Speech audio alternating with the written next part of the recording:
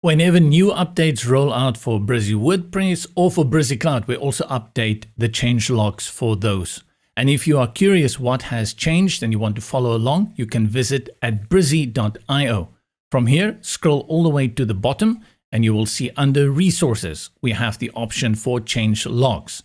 Select, and now you can choose between the Brizy WordPress and the Brizy Cloud. Once you choose that, it will take you into Brizy WordPress for this one, but also note that you have Brizy Free and Brizy Pro to choose from. The latest update for this one was then on April 3rd, and you will see we have for fixed as well as improved, and wherever you see the green label appears, those are new features that have been added. The version number appears next to the date of the update. If you want to know what your Pro has delivered, simply click on the Brizy Pro function, and that will be the same for Cloud. Click on Brizy Cloud and it takes you into the cloud updates. In most cases, the updates for these two will be very much the same unless it is content management system based.